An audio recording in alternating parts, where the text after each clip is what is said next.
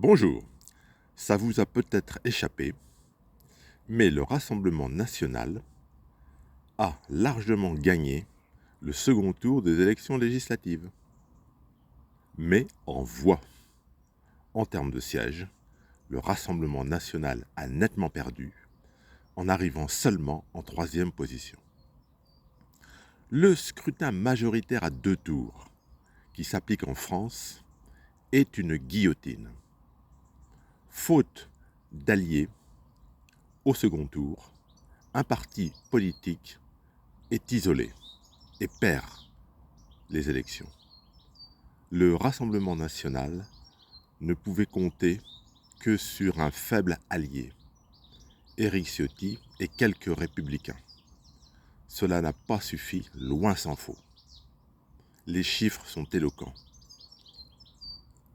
Le Rassemblement national et ses alliés républicains, amis d'Éric Ciotti, obtiennent un peu plus de 10 millions de voix, ce qui correspond à 143 sièges.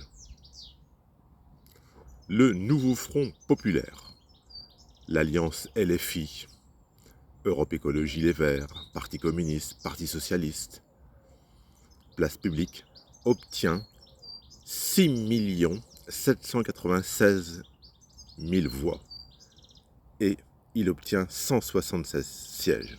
176 sièges, ce qui fait du Nouveau Front populaire la première force en termes de sièges à l'Assemblée nationale, avec 3 millions de voix de moins que le Rassemblement national. C'est spectaculaire. Quant à Ensemble, les forces macroniennes, Renaissance, le MoDem de François Bayrou et Horizon d'Édouard Philippe, avec 6 348 000 voix, ils obtiennent 150 sièges, soit 7 sièges de plus que le Rassemblement national qui a pourtant obtenu 3 700 000 voix de plus qu'Ensemble. C'est ainsi. La loi est la loi. Le scrutin majoritaire, à 2 tours, s'applique en France. Tout le monde le sait. Force est de constater que les forces de gauche en ont pris bien conscience et ont eu l'intelligence tactique de s'allier. Bien joué. C'est ça l'intelligence. À droite, je parle de la droite nationale, on ne sait pas faire d'alliance. Marion Maréchal, qui a torpillé Reconquête au lendemain des élections européennes, a bien fait le jeu de la gauche. Le Rassemblement national pensait que tout seul, il allait rafler la mise. Il se voyait déjà avec le Premier ministre. Quelle claque, quelle désillusion. 10 97 000 voix, le plus gros score en termes de voix, et simplement la 3e position en matière de sièges. C'est une leçon pratique. À noter que nos voisins de Grande-Bretagne ont voté aux législatives il y a quelques jours, avec un scrutin à un seul tour à la proportionnelle.